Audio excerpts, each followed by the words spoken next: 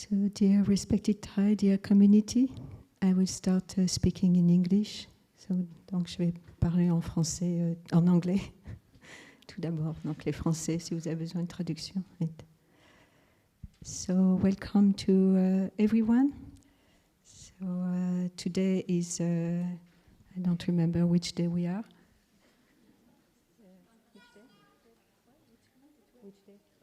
Oh, the 12th. Okay, we are the the 12th of May in 2022, and we are in the still water meditation hall in Upper Hamlet in our day of mindfulness. So welcome to everyone, and I love listening to the rain. So my mind goes to the rain. So today we have you have the opportunity to ask a question from your heart, question about your practice, your joy, your difficulty. And so you are invited to come and sit on this chair, join us. So when you are sitting here, you can see the whole Sangha, the whole community, which is a very beautiful view. So to see everyone here. So you are invited to come and you can ask your question in French or English or any other language. But if it's another language than French and English, then you need to have a translator with you. A good question doesn't need to be too long. And ourselves, we will try to give not too long answers.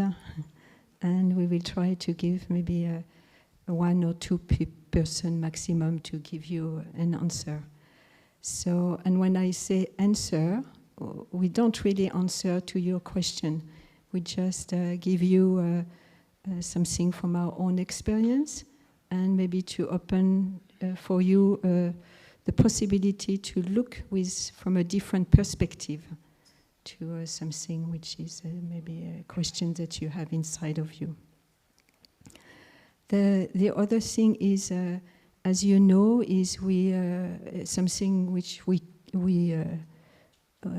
try to do as much as we can is to bring our teaching around the world, and we do that through the YouTube and media.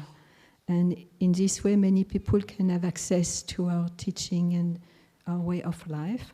But that means that when you come here on the chair, you will be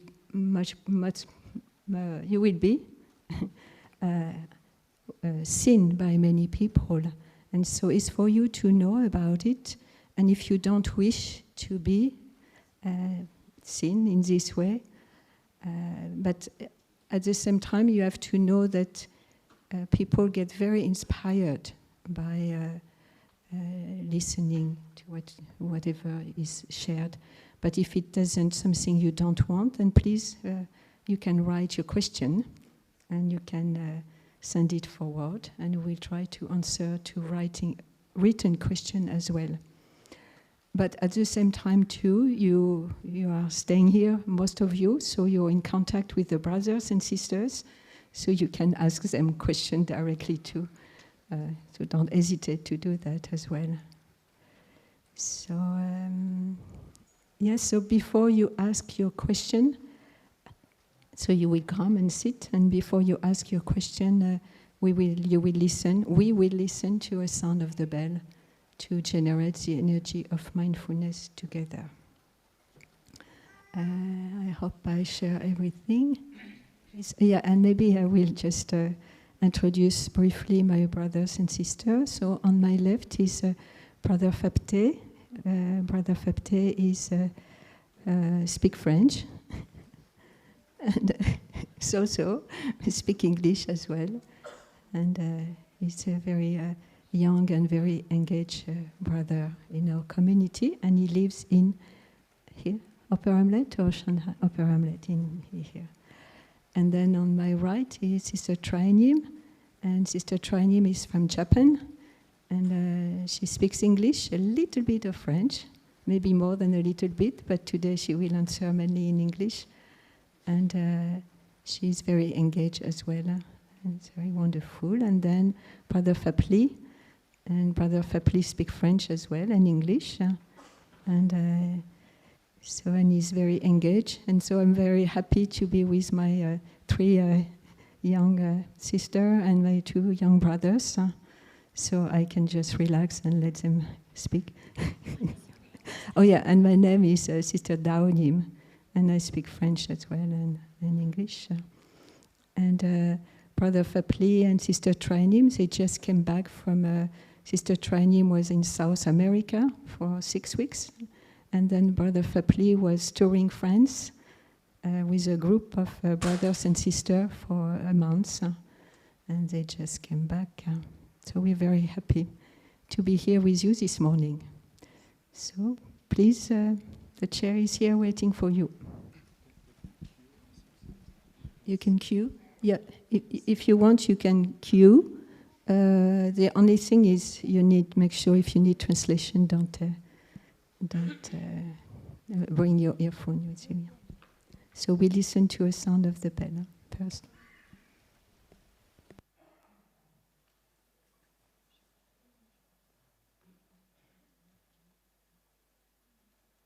There's one more here.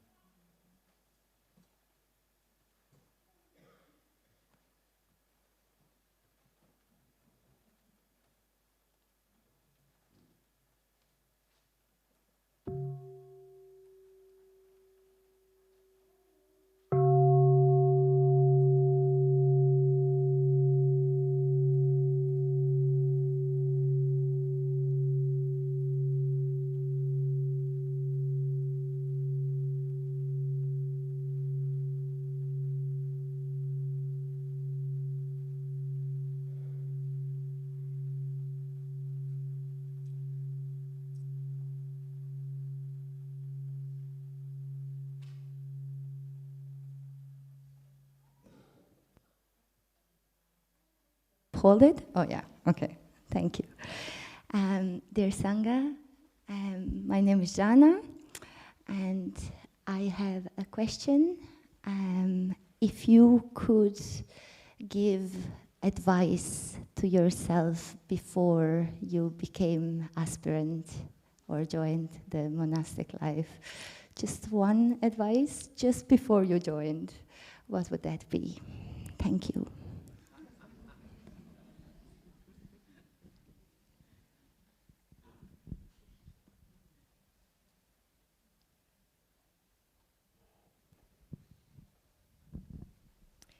Dear respected Trai, dear Sangha, and dear Jana. I think we all smiled with your question, because I think we know what's going on in your mind a little bit. I'd like to share with you something, an advice that I received from my elder sister that helped me a lot before I ordained. There's a period of time that I was contemplating about ordaining. And I went to have a consultation with my elder sister. I can see the name, Sister Eleni in New Hamlet. And she just smiled and she told me, you don't need to think about it because when the time comes, you will know. So you just practice, enjoy the practice. So, thank you.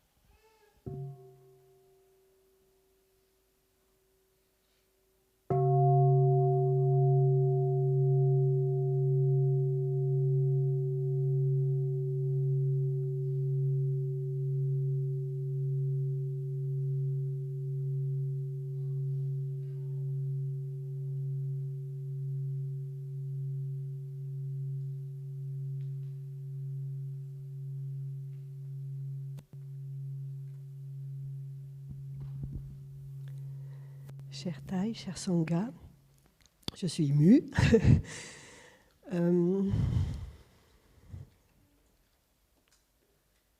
Yeah, so please, if you don't understand French, put your earphone. Donc, je voudrais demander comment faire entre membres de la Sangha alors qu'on a les mêmes aspirations, les mêmes visions, les mêmes souhaits. On n'a pas les mêmes modes d'action, on n'a pas les mêmes idées pour aller vers l'endroit, vers l'aspiration qu'on cherche. Et ça crée de la disharmonie et même des conflits, alors qu'en réalité, on veut la même chose. Merci.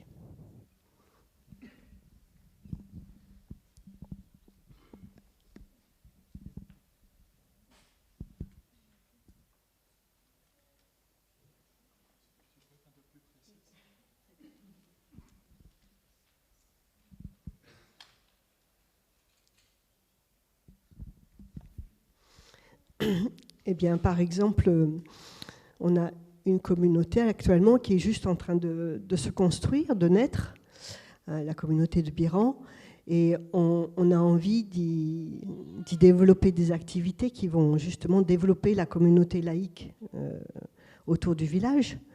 Et on souhaiterait voilà, qu'il y ait cet élan qui puisse permettre plein de projets différents et qui aille vers l'idée de la pratique du village. Et en fait, les différentes personnes qui sont dans le projet n'ont pas les mêmes souhaits sur la façon de faire, et du coup sont en désaccord. Et malgré tous les efforts qu'on fait, je vois qu'à chaque réunion, on n'arrive pas à s'entendre, et parfois même la réunion se termine dans des mauvaises conditions. Et je suis triste de ça, parce qu'en fait, on veut vraiment être... on veut promouvoir et agir pour une harmonie, et entre nous, on n'arrive pas à s'entendre. Et donc ça m'attriste et ça me désespère un peu, parce que je ne sais pas comment faire pour aider à une entente entre nous. Est-ce que j'ai été assez claire, frère Phap? Merci.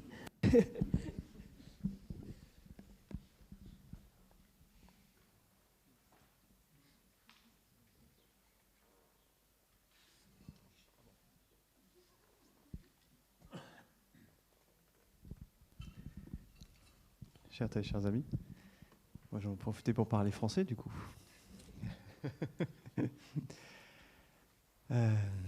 Merci Isabelle pour ta question. Ta question me rappelle en fait notre communauté monastique.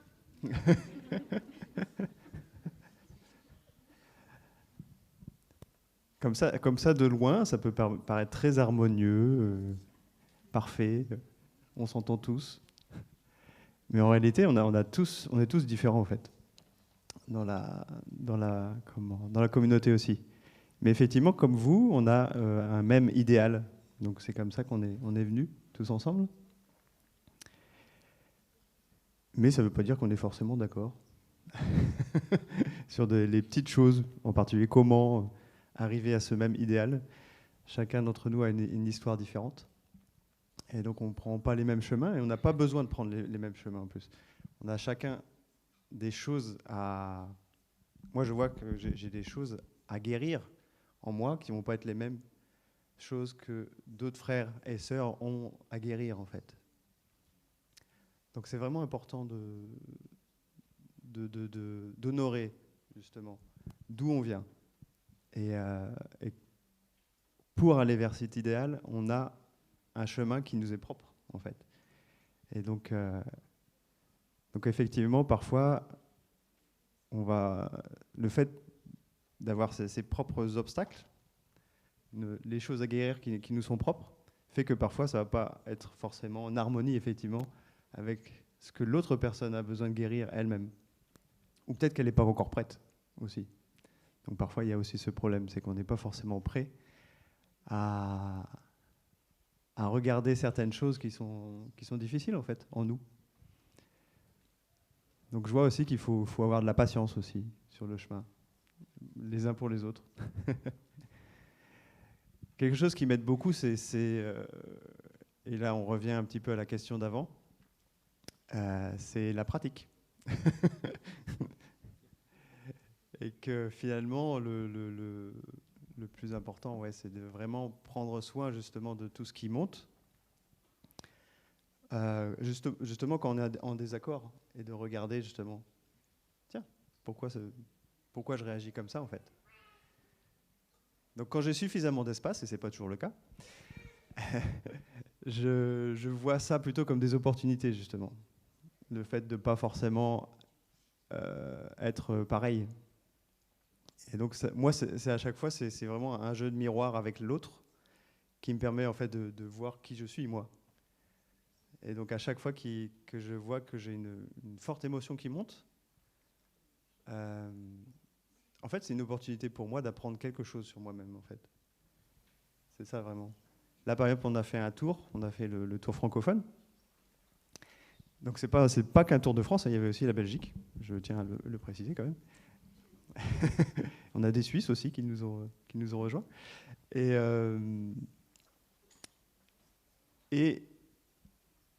dès le départ, moi, ce que je savais, c'est que ce qui allait être vraiment important, justement, c'est de garder cette harmonie dans le groupe.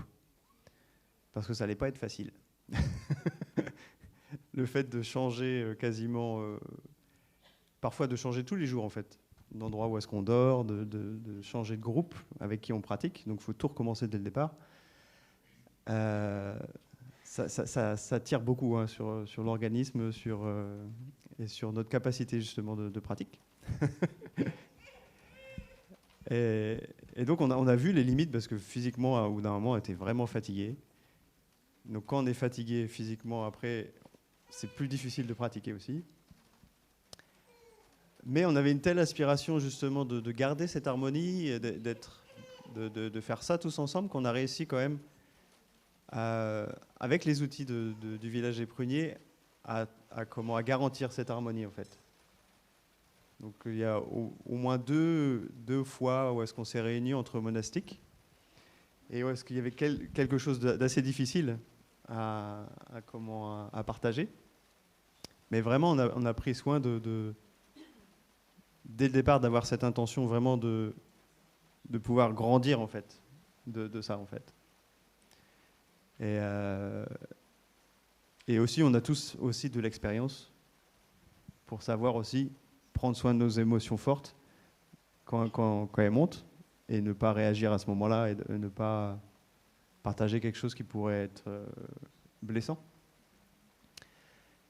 Et donc on a réussi, ouais, avec cette belle intention justement de garder cette harmonie, à vraiment se dire les choses, à pouvoir être en mesure de dire quand on était blessé aussi, et à partir de là vraiment créer vraiment une énergie de guérison et de pouvoir repartir en fait tous ensemble. Et d'ailleurs, cet après-midi, on va avoir notre dernière réunion de tous ceux qui sont partis pour le tour francophone. Donc, je pourrais vous dire plus tard comment ça s'est passé. Merci, frère Fabien.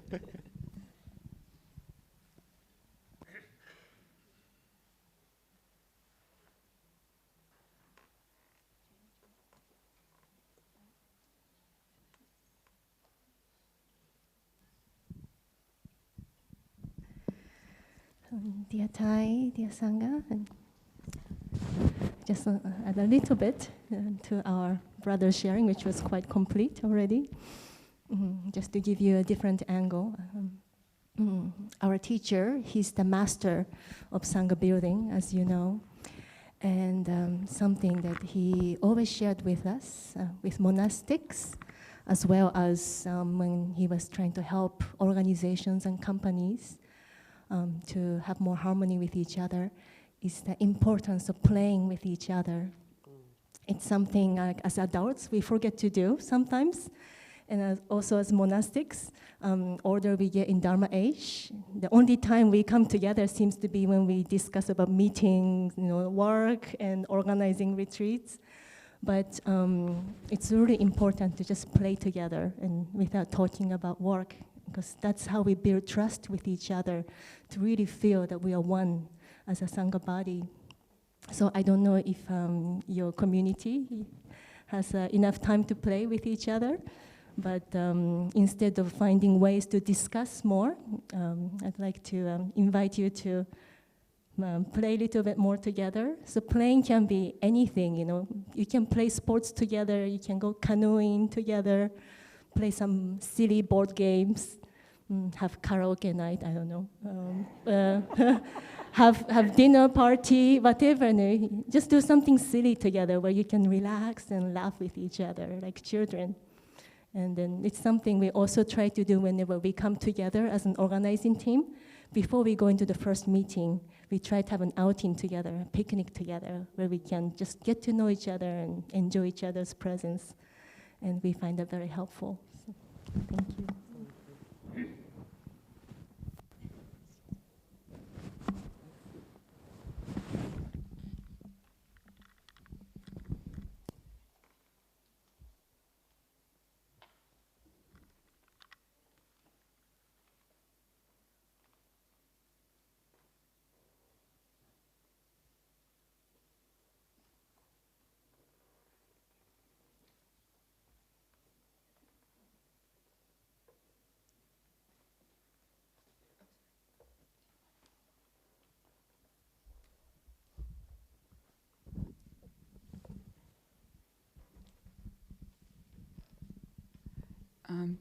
I asked this question at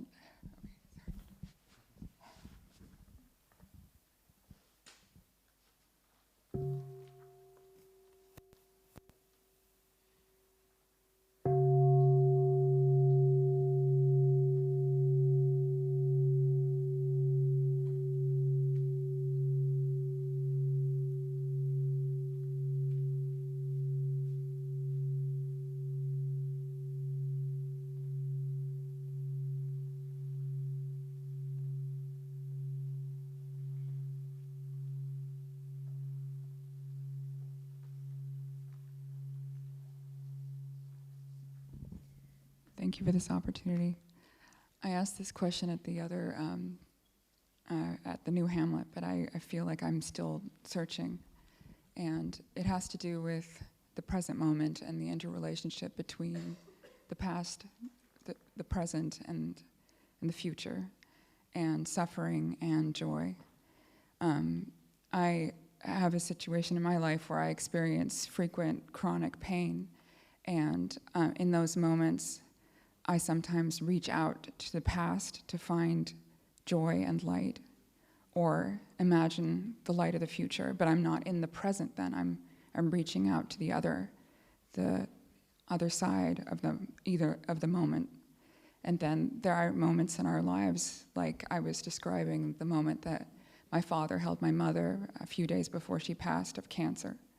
And I remember how in that moment, their whole lives were sort of present in the moment, and then also the awareness of death was present in the moment. So the past and the future were both in the moment that they were holding each other, and it illustrated, it colored, it filled that embrace in a beautiful and profound way, so that the present moment was more because of the past and the future.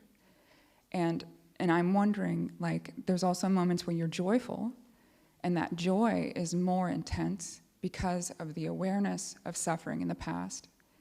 And it's also more intense because of the awareness of its impermanence. So how should I be present in a moment of great suffering? And in a moment of joy, is it good or correct to allow the awareness of suffering from the past or the future, or the fear of the loss of that joy, to present itself in the moment? Particularly, personally, for me, I find it very hard to be present in physical suffering. However, I find myself using guided imagery, bringing into my heart the memory of light, of nature, of previous, I guess, wonderment. So how do you guys basically navigate these questions?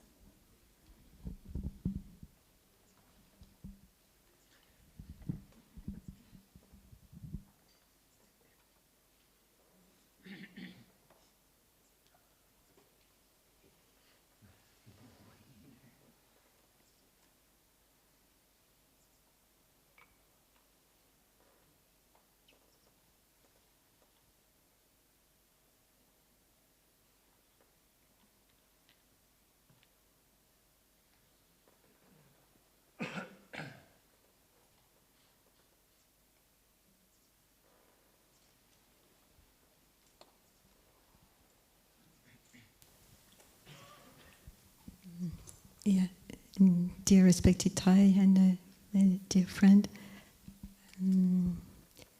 When I was listening to your question, in fact, I really feel that you know already what to do. I don't have this feeling, so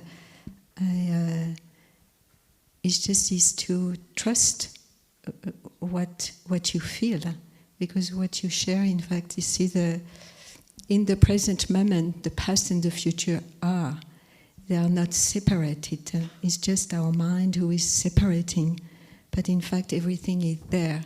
So, but for sure, when there is a suffering, often we don't want to have the suffering. We want to escape from it. But there is, in the practices, we recognize where this suffering is coming from. And then we learn bit by bit, step by step, how to be able to welcome it, how to be able to have enough strength to be with it.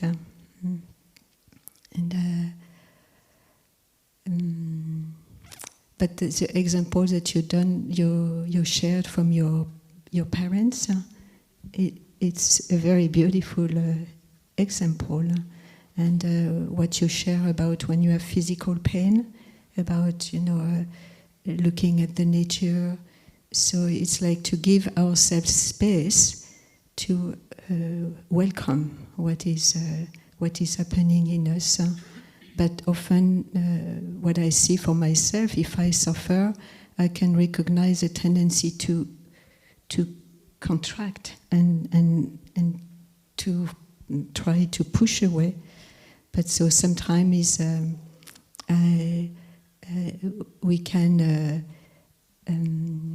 feel that we have enough space and strength to look at our suffering, but sometimes we cannot. Then we need to find other way to nourish ourselves, bringing the feeling of joy, bringing the being more spacious, so we have capacity to embrace future pain. And then is we don't wait for pain and suffering to practice. We always come back to the practice. In fact, we have to practice, all the time. And when we feel well, is to be aware. Oh, I am feeling well. Oh, I don't have pain. Oh. And maybe it's only for a few moments, a few minutes, but this recognition will build resilience in us, will build a strength. And so it's to print in our mind, oh, I feel good, and to appreciate this moment. But often our mind takes us to the future, or maybe, okay, I feel well now, but,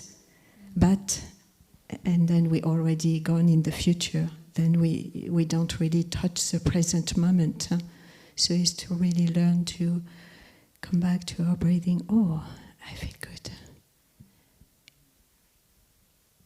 And it's to bring up this capacity more and more. So for sure, our teacher always gave us this example, and several examples to build a treasure, like a box of beautiful memories, like beautiful moments that things who really filled up with joy, or moments that we saw nature and we just, and it's there in us, and how to bring it, make it bigger and bigger. Or like what we call this example of stocking wood. In the winter, you stock wood. So like in the spring, in the spring and summer, you stock the wood, and often you have to let it dry, maybe for a year or two, before you can burn it very well. So it's the same for us. The more we practice, the more we make our capacity to embrace suffering. Because that's the first noble truth that the Buddha taught us, is there is suffering. So most of the suffering we're speaking is the suffering in our mind, but the suffering of the body make it, and it's to recognize that the suffering of the body make it more difficult for our way of thinking. It's because it's related. So it's it comes back to have space, and So it's a little bit of an answer. It's a wide answer, but I feel that you know already. So it just build your trust in what you feel in yourself, and trust. Just bring the practice and be mindful of all the moment of joy, of well-being that you have in your life. Yeah. Thank you. I think it's strange, like when I think back to previous physical suffering, I don't remember the suffering. What I remember is what I did that day, what I saw, something beautiful. Like I remember I was sick once before I had health problems, and I was in this room where there was this vine coming down the window, and it was a beautiful green vine. And I remember nothing about my fever or how I felt, but I remember how beautiful that green vine was. And I find myself, I guess, amazed at how the mind can remember beauty and then forget suffering, in the sense of the experience of suffering, but every detail of that sense of wonderment remained with me. Thank you. So it's to see how, because then the suffering was not there. Yeah, so exactly. Yeah. And it's often that the body can be over here somewhere, and the mind can be here, or the heart can be here, and they're not even in the same place with each other. And I don't know if that's correct. Sometimes I wonder, should I be separating my body and mind so far, or... Now the body and mind are not separated, and then is because your mind has help you to have space and embrace what is happening, then your body relaxes, and then you're not, your body is, you give space for whatever is happening. It's like, it's like that. Sometimes my body doesn't feel joyful, but my heart feels joyful. Like there's a... Yeah, that's good, yeah. It's an exploration and a journey you need to make. Yeah. So I don't know if my brother would like to add something. Dear community, dear friends, I'd like to share some reflections around the topics you mentioned, and not sure they will all be relevant, but hopefully some of them will. First is when thought manifests, it manifests in the present moment. This thought can be about the past, it can be about the future, but the thought itself manifests in the present moment. And in our practice, there is space for thinking, but there's a big difference between compulsive thinking and conscious thinking. So the Buddha said we have, at any given moment, pleasant sensations in our body, we have unpleasant sensations flowing, and the tendency is to be afraid of, to run away from unpleasant sensations, and to seek more and more pleasant sensations. And then this also leads to thoughts. And there's a big difference between thinking about the past because you're bullied by the the present, the unpleasant sensations manifesting in your body in the present moment, and thinking about the past because you want to think about the past. Because you do it intentionally, knowing that it will make you feel good. And same with suffering. It is a practice, our teacher talks about it, of putting our present situation in the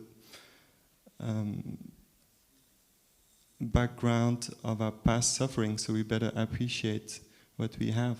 But it's different doing this consciously from compulsively thinking about past suffering and being overwhelmed. So in right thinking, there is an element of calm and there's an element of choice. Right? So if you're lacking those, you know you're already into compulsive thinking. The Buddha said that people who are untrained in meditation, so we only seek for relief from our unpleasant sensations in the pleasant sensations. But people who know how to practice samatha and vipassana, they know of a different escape from pain.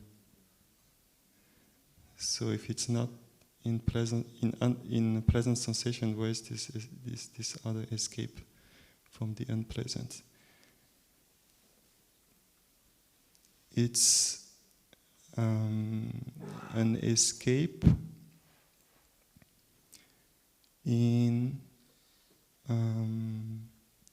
letting go in the present moment.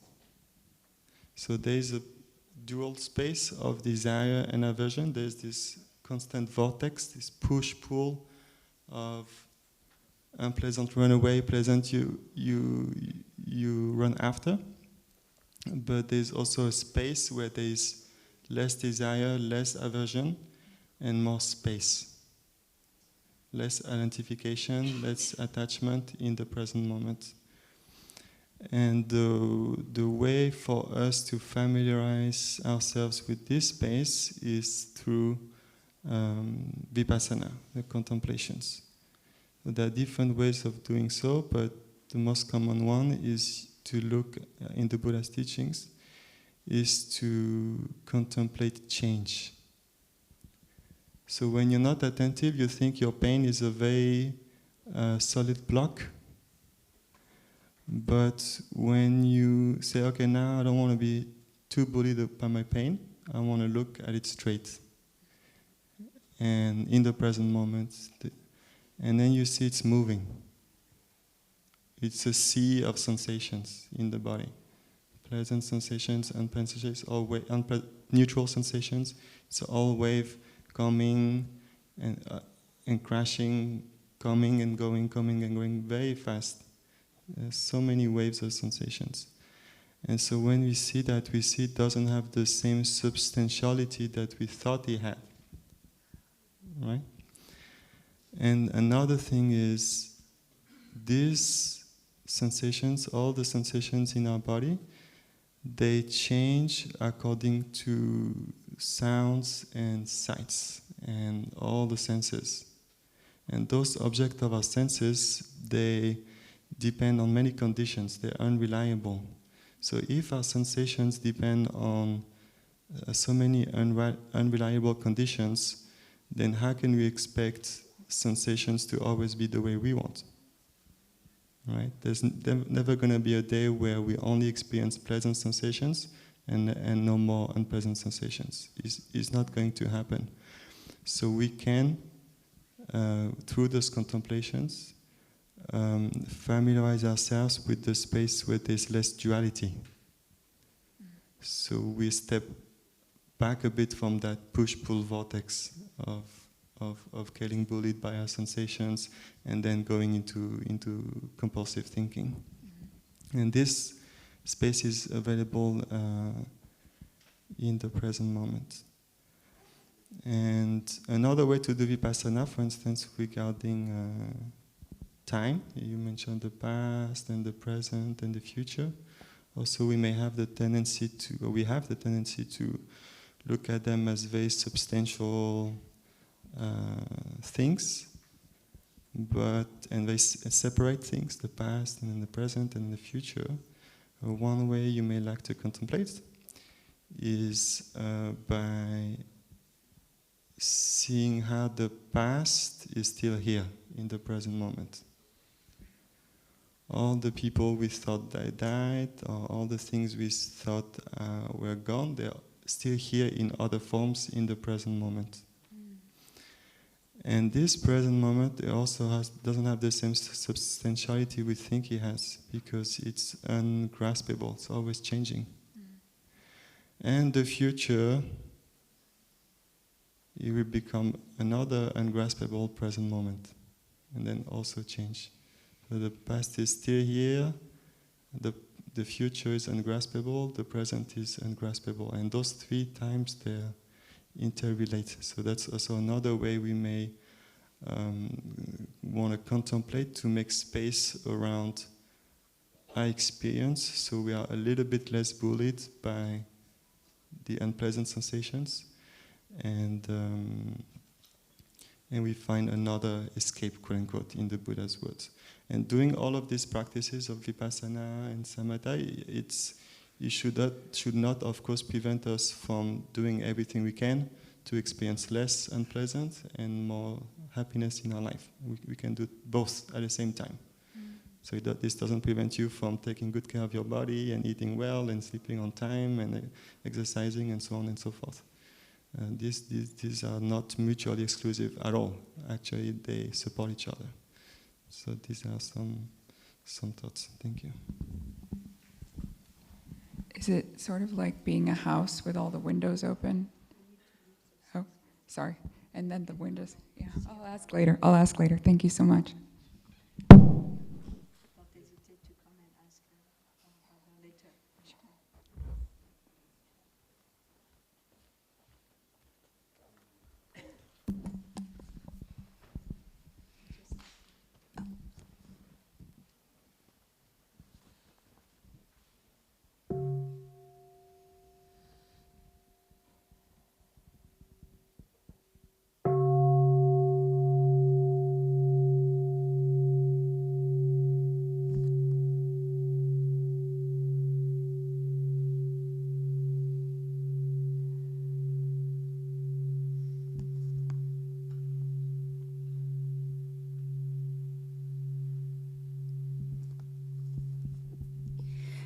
Dear Trai, dear Sangha, thank you for this opportunity.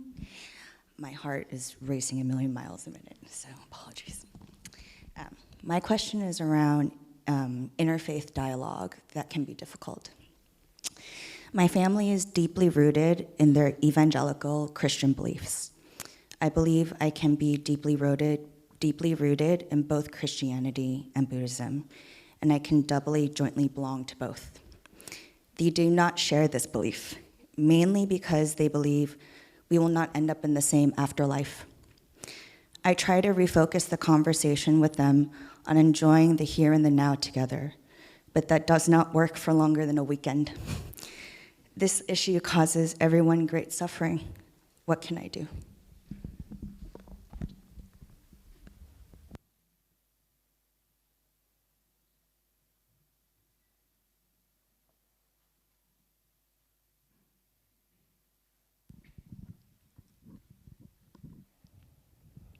Dear Trai, dear Sangha, dear friend, thank you for the question. I remember when we used to go on tour with our teacher to countries like Italy, where majority, or maybe like 99% of the friends who came to the retreat, they are of Catholic origin. Trai often reminded them that, we don't want to convert you into Buddhist. We want you to practice mindfulness so that you can deepen your connection with your spiritual root. So I actually calling ourselves Buddhist or mindfulness practitioner, whatever, the naming is not so important. The most important is that we practice and we find our own spirituality. And whether we agree with what we are brought up with in the family or not, if we feel like there's a conflict, we will never find peace within ourselves.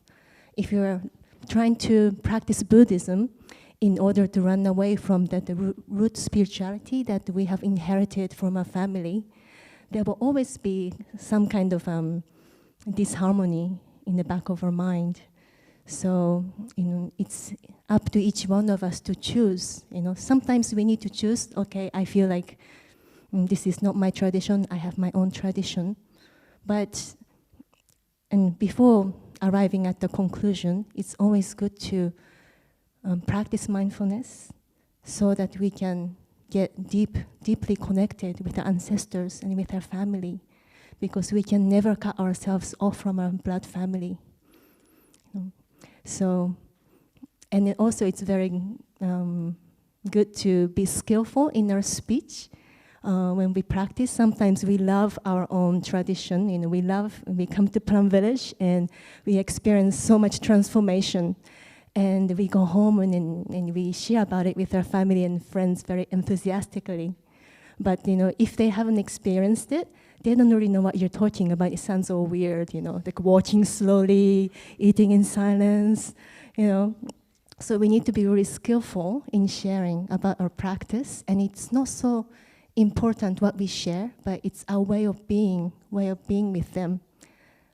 So when you can really practice mindfulness and be truly present for yourself and for your family, they can feel your love, that you really care about them and you want to be there for them. And then their heart will open up. And then if they're curious about the practice, and you can share about the practice, but we don't need to talk so much about the practice. Just be the practice. Yeah. Thank you. Yeah, different. I would just the answer of my sister is very complete, but I just bring a little bit more. Is in interfaith dialogue, there's something very important, is to see what is common into different tradition too. So in the teaching of Jesus, there is some very things which are very similar to the teaching of the Buddha. So is to really to find what is when I listen to my parents or family, what do they share about? What is it? What can I bring so that it's easier and we can speak particularly about this same thing. For example, about love. I mean, Jesus spoke about love. The Buddha spoke about love. What is love for me? And so it's more like to look. And so there is one practice which is very important, is a deep listening and loving speech. So to really listen to what is this so important to my parents, and not to try to convince. And maybe they try to convince you, but is to just listen beyond the word.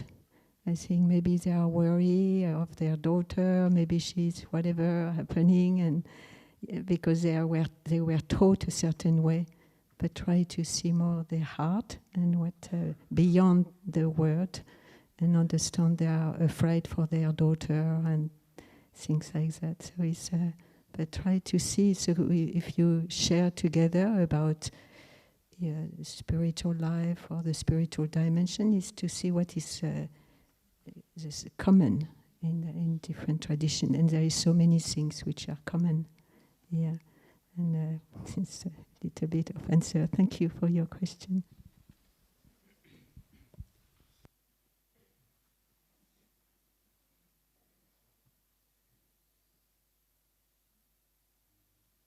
And just to add, while our friend will sit, is there is books that our teacher wrote about, and then there is recently our Sister Chanduk, our elder sister in our community, she wrote a book too about Jesus and Buddha.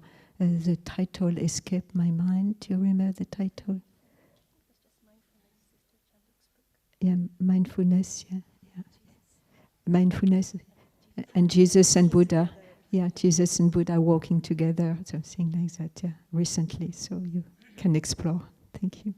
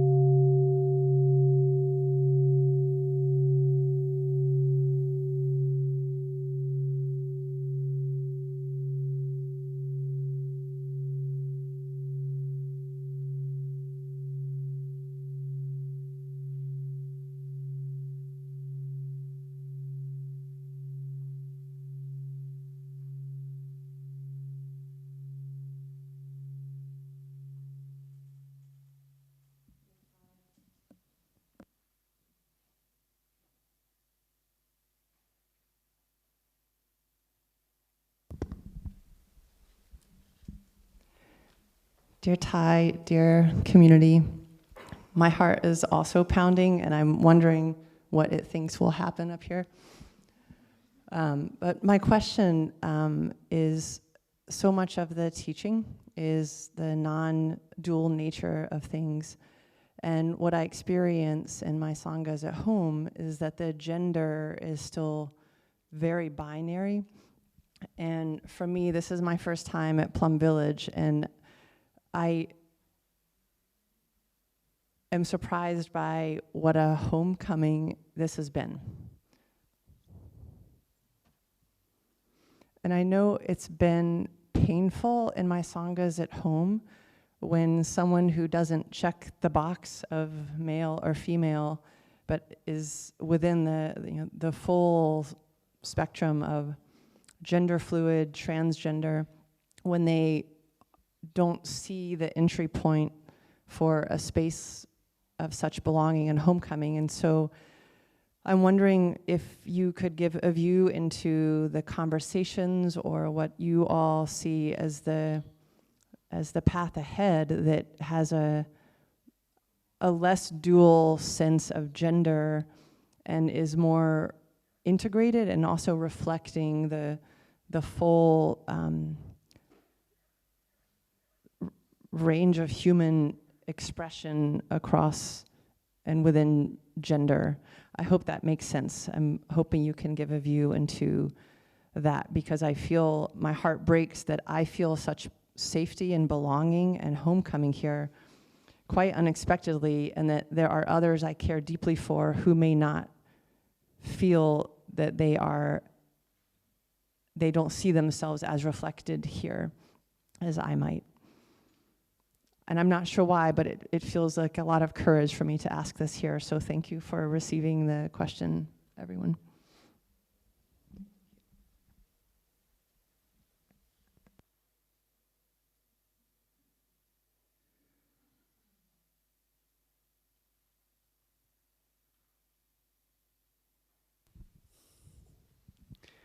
Nyataida Sangha, I will try to share in English, even if I spoke so much French recently that my French accent might be worse than usual. But I really like your question. I think it's very interesting. The first thing that came to my mind is that I think we all need to do our homework, I think, with all those questions about what makes me a man or what makes me a woman, or when do I feel like I'm a man, do I feel like I am a woman. I think it's for me it's part of the question of, and I like that question, to know who I am. And personally I can see that it's very fluid actually. And sometimes I don't even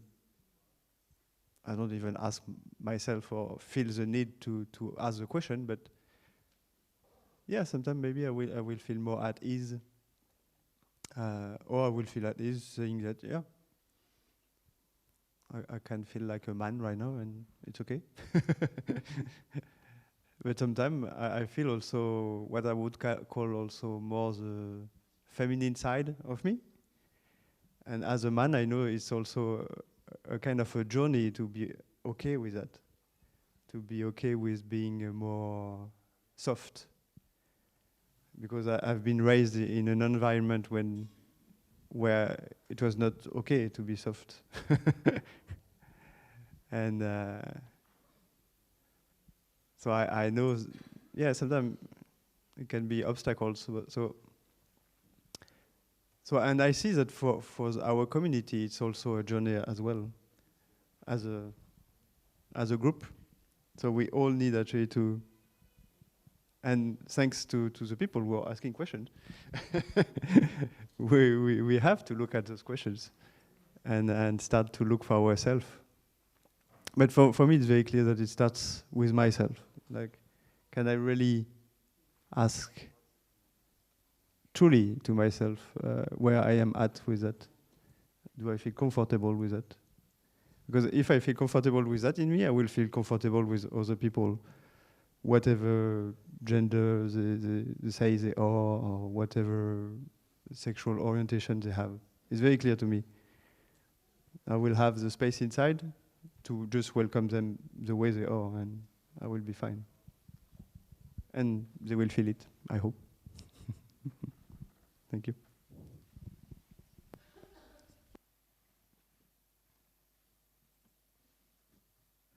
Yeah, thank you for your question. It's very relevant, and I think our community is looking into different topics like that very deeply. It's not an easy topic.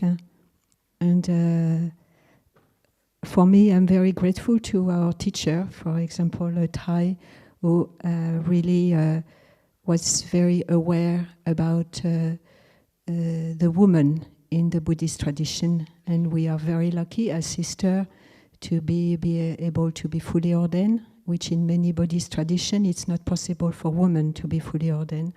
So our teacher really opened a path for us as women. And he opened a path for us to look and to be aware of the diversity in the world, the diversity of people and how everyone. So now it's for us to continue what our teacher, the door that our teacher opened. And it's not so easy. And for me, my practice is to, how do I bring awareness to different subjects that I don't experiment. For example, I'm a white person. It's very difficult for me to experience and live what a person of color feel when it's like we see here in our community. You see, if I'm a person of color, how do I feel when 200 or 300 people are white people? So I try to really inform myself and have group sharing and understand this aspect to really understand, but deeply, what is it do I do that maybe some action that I do that hurt other people. So it's the same with transgender and bisexual, or you know, all this different diversity. And myself, I read, I share, I try to really understand what is it for the other, because a lot of things that we have no idea of the suffering that the others suffer of. So it's for me, it's not, for my own practice, it's not to ignore, because often when I see someone else suffer, it makes me suffer. So the tendency is to, it's like, for example, something very simple, suffering of animals. Oh no, I prefer, I don't want to see, so I can continue to eat meat or drink milk or eat cheese. So, because if I don't know, then I can stay in my zone of comfort. It's very uncomfortable to really look at the suffering. But when we look, then we learn and we transform and our heart expand. So that's the way I practice myself with that. And I know our community looks very deeply into that. But we are very diverse and with many different culture too, and so is how to stay in harmony and how to step by step, and sometimes we take a step and then we go back. And for me, I know there is sometimes certain situation that it touches things in me, and I try to bring awareness, mentioning it, and then sometimes it's received, and sometimes it's not, and then it's okay. But at least I share. Recently, something very small happened, and I felt, I just need to share, and I shared it, and so I did my part.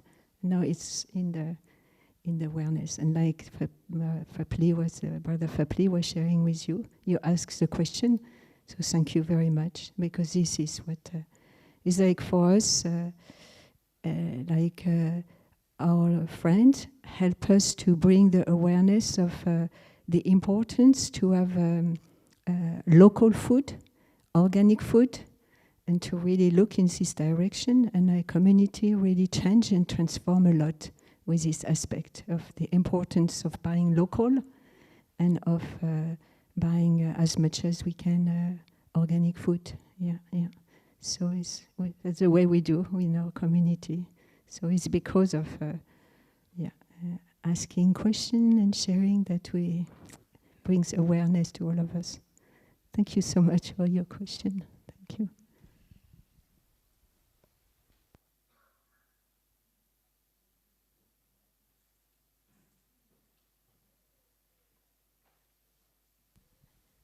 Okay.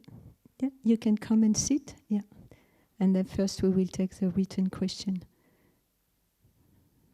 So we listen to a sound of the bell, and then I will read the question, and then any one of us can answer.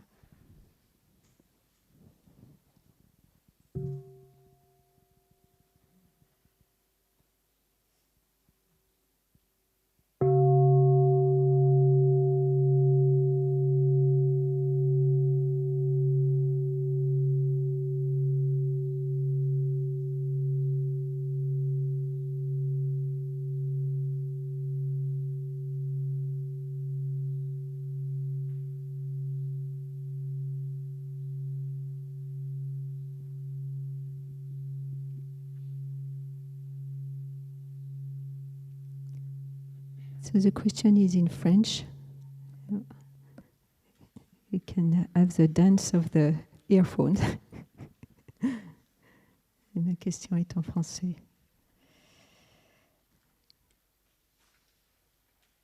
Bonjour, cher Sangha. Je voudrais pardonner à une personne de ma famille. Pour cela, je souhaite savoir comment je peux arriver à me pardonner moi-même. Merci beaucoup. Sans que je redis la question. Je voudrais pardonner à une personne de ma famille. Pour cela, je souhaite savoir comment je peux arriver à me pardonner moi-même.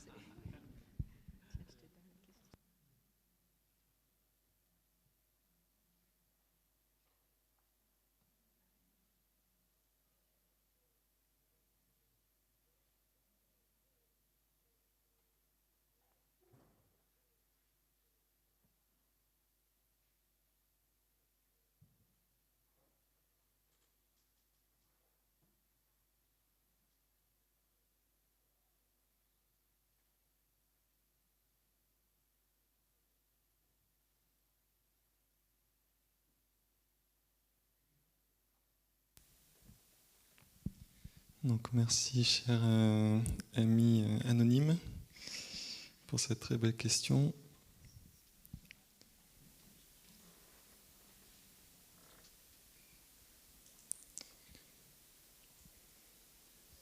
Dans les exercices de la respiration consciente, quand notre esprit est bien établi dans la respiration naturelle, sans contrôle, sans contraction, dans la présence, dans la patience, respiration après respiration, l'esprit devient plus stable. Et on a une certaine joie à être dans le moment présent. on peut pratiquer, ouvrir notre esprit à la partie de nous qu'il est normalement plus difficile d'être avec. La partie de nous dont on est moins fier, la partie de nous qui a besoin d'être entendue, la partie de nous qui a besoin d'être pardonnée. Donc c'est aussi une pratique méditative, la pratique de se pardonner soi-même, c'est être présent avec l'émotion, avec la honte, avec tout ce qui n'est pas encore digéré, et offrir notre présence à la souffrance. C'est ça la compassion. Et étymologiquement, ça veut dire être avec la souffrance. Et c'est une pratique. C'est une pratique de méditation. Et quand on est avec cette souffrance, cette honte, peut-être cette colère aussi envers nous-mêmes, et qu'on respire avec, qu'on est avec, on autorise cette souffrance à circuler dans notre esprit, dans notre corps, et il y a un mieux-être. Parce que la souffrance, c'est une énergie qui ne circule pas. Le bonheur, c'est une énergie qui circule. Donc quand on est avec, quand on autorise à être, dans la bienveillance, dans la présence, il y a une circulation, il y a une libération, on devient un peu plus léger et plus disponible aussi pour la vie et pour les autres.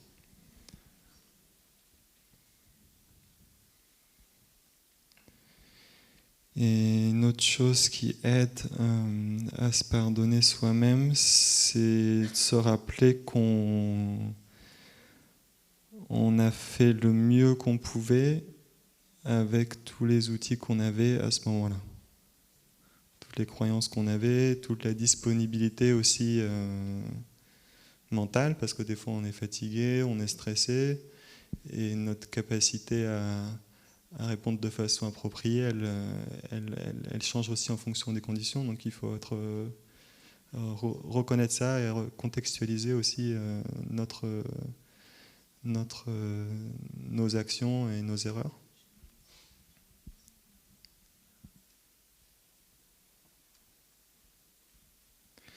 La honte, c'est un médicament.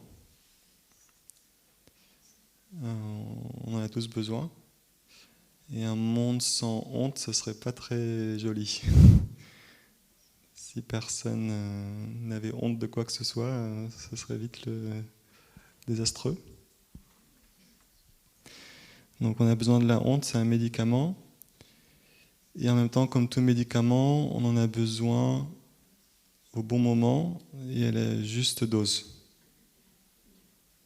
Autrement, ça peut nous blesser. Donc c'est important qu'on s'autorise à ressentir cette honte quand c'est approprié, c'est-à-dire pas juste parce que les autres ne sont pas d'accord avec nous, ils nous disent tu devrais avoir honte, mais en fait, si on s'aligne vraiment avec nos valeurs, on se rend compte, non, il n'y a rien à avoir honte, j'ai fait ce qui était juste, des fois ça arrive aussi. On a honte parce qu'on sent qu'on s'est fait du mal, qu'on a fait du mal à l'autre, ça c'est plus approprié. Et on a suffisamment honte pour essayer de mieux faire, pour réparer la situation, mais on n'a pas trop honte pour pas, au point où on se flagelle, quoi. de façon totalement pas nécessaire. Donc le chemin spirituel, c'est pas une compétition, celui qui aura le plus honte de lui-même.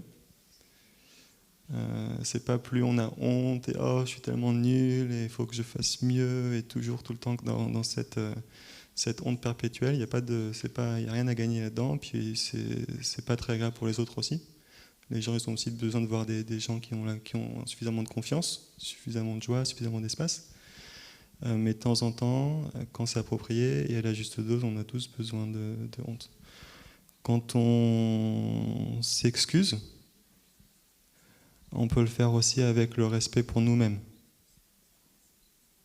Donc, toujours dans cette présence bienveillante et dans la compréhension du contexte dans lequel on a fait les choses. Et s'excuser, ça ne veut pas forcément dire j'ai tort, tu as raison, mais ça veut toujours dire cette relation-là est importante pour moi. Ce que tu ressens, c'est important pour moi et je veux qu'on trouve des façons de vivre plus heureux, plus en harmonie ensemble.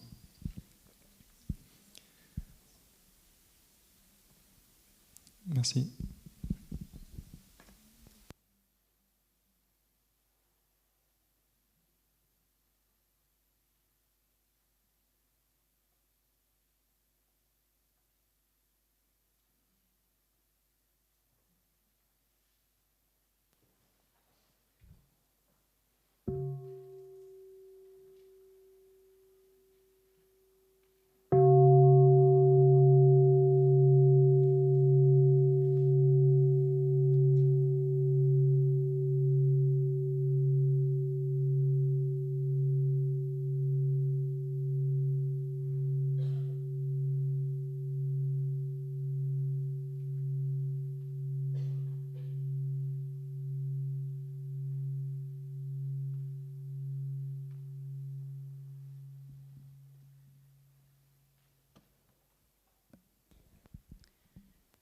Dear Trai, dear community, I have a question about to the community as a whole regarding war and the present war in Ukraine, and from the perspective of how big is the present moment. For me, it's I can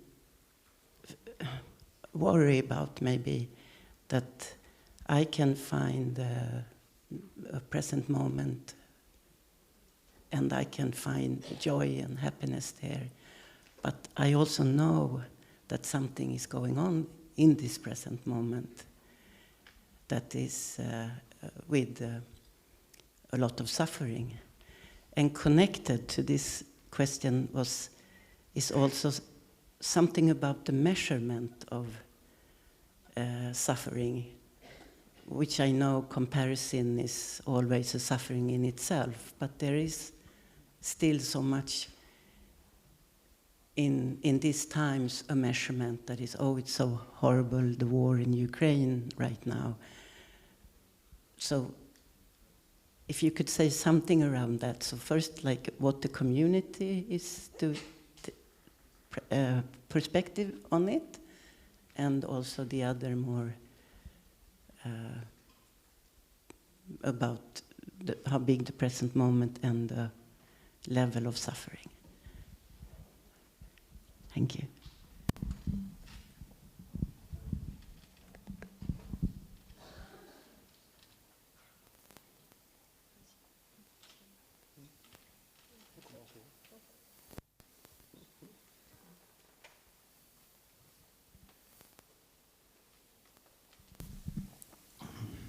Dear Sangha, I'll start. Thank you for your question. The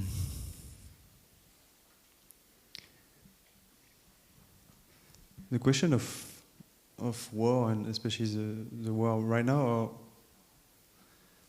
it reminds me of all the, well, war is bringing a lot of strong emotion, especially because for most of us actually here, we don't live right there, but we are fed the news from there.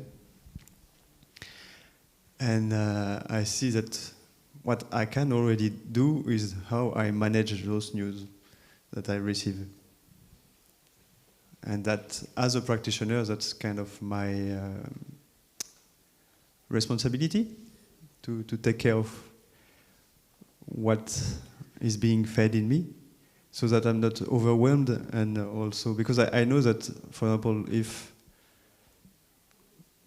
I would get too many informations, I'll start at some point to be overwhelmed, and usually what is happening is that after I will get very fall into very strong dualities with the enemies, the good guys and the bad guys, basically. So I really try to be very careful about how those news are impacting me, actually. So I still have time to digest them, and to stop. So it's what Brother Phap was sharing about samatha, to stop, and so I have time to keep them, to keep what I received in me, and I say digest it because it's really like feeling in the body that you are digesting the strong emotions, and at some point you get some insight, which is vipassana. Well, I mean, that's the way I understand it. And from that, I can see more clearly the situation. So that's the first aspect. Is again, it's how do I practice with it? How do I take care of what is being fed? So I can see more clearly after what is to be done. What is the right action? So it's not an action that is coming from my anger or thinking that those guys are the enemies and those guys are the good ones. But no, think more broadly what is underlying all of that make the situation. So it means also saying how did we come to that? How did we slowly actually came to that war, for example? What were the seeds that has been sown before that led to that? And it's also to keep compassion for all the people involved, like the soldiers.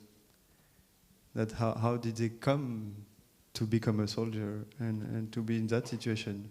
What it is like for them. Recently, I saw an article from The Guardian about the distress and the suffering of the families of Russian soldiers, actually, that had no ideas where they were, actually, because they have been kept. They didn't know themselves, actually, where they would go. Nothing has been told to them.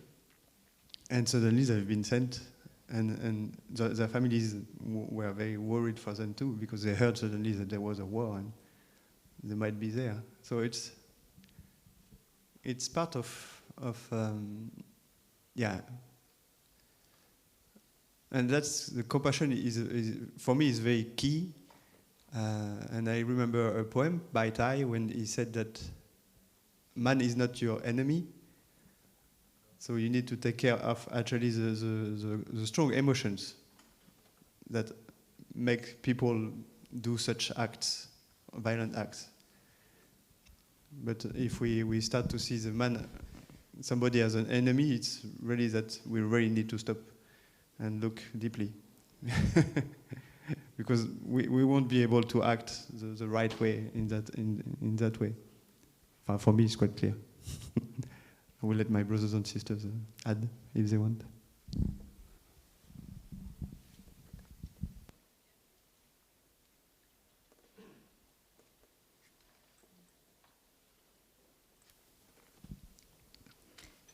Yeah, dear community, dear friend, thank you for your question. A very relevant question.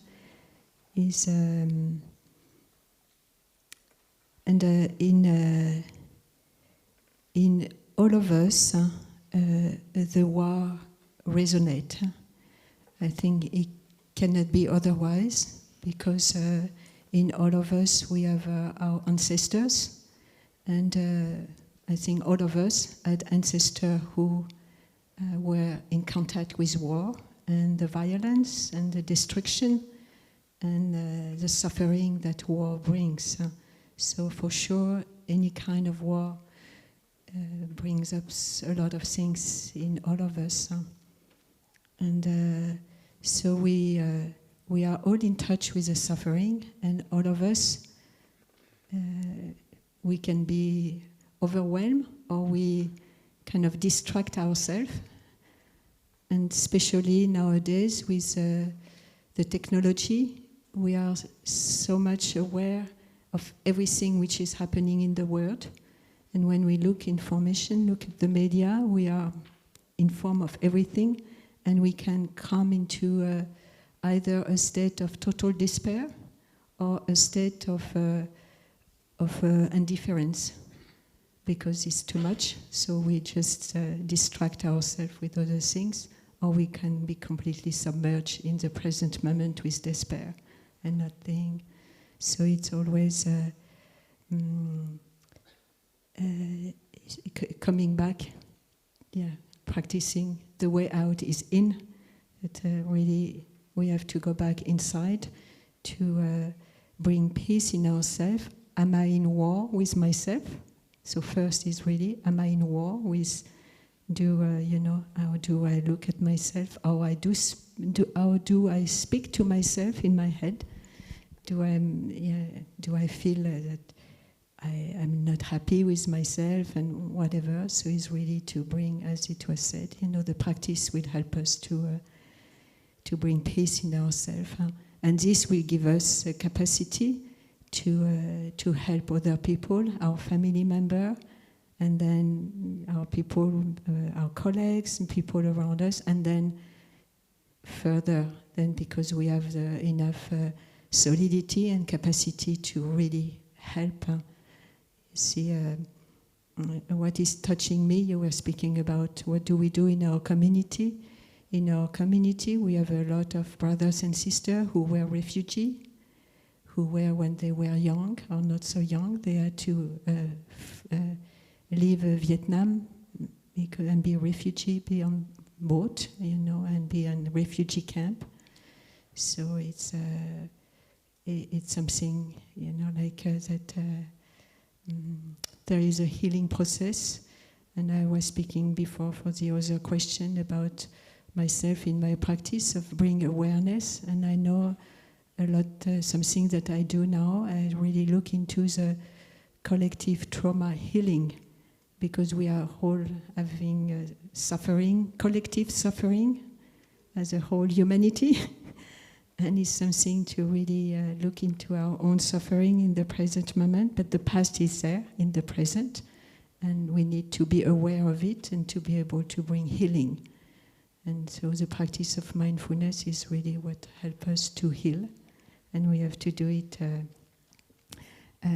first cultivating the seed of joy and happiness. And recently our teacher really helped us to practice with that. And recently I was hearing one of my brother in one of his sharing was sharing this again. And when the tower in 2001 were destroyed, and then the Trai and the community were in the States, and when they heard the news, they were in a bus, and when the first thing that Trai said is, let's go to the beach. They were in California, I think. Let's go to the beach and just let's walk on the beach, just to nourish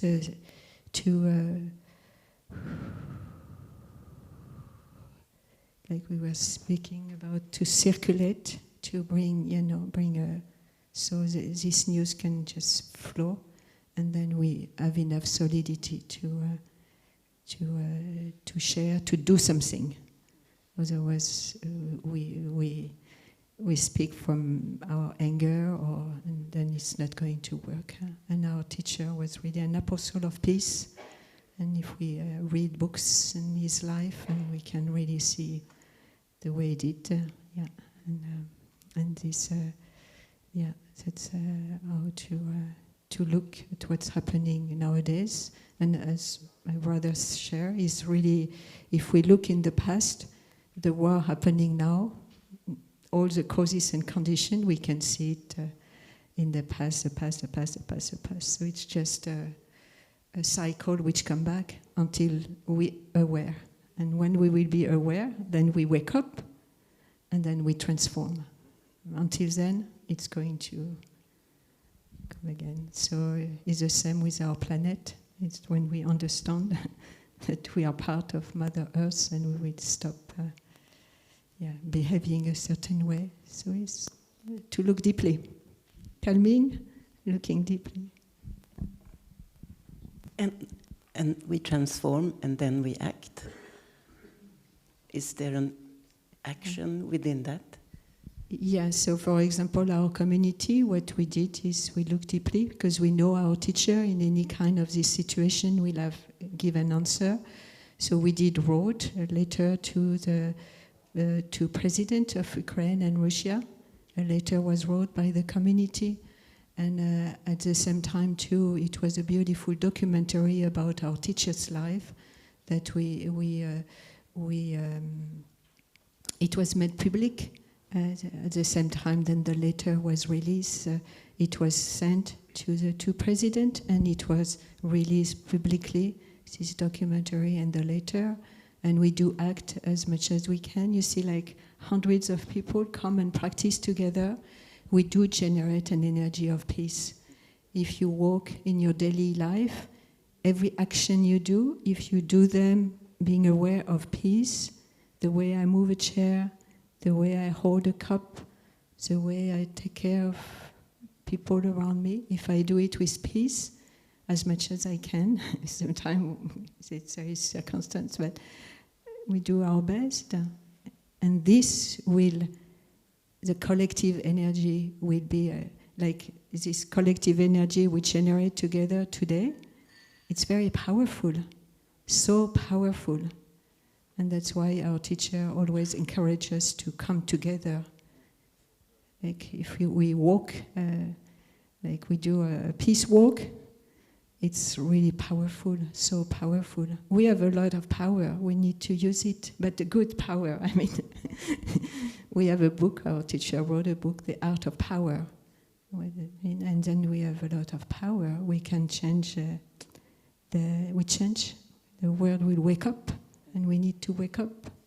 So like this summer, we're going to have a young people retreat. We will have other retreat, but and it's called Wake Up Humanity. And I love this title. My brother who doesn't smile. No, it's Brother Phap who came up with this title, and for me was like, when my brother asked me, do you think it's a good title? And I said, yes.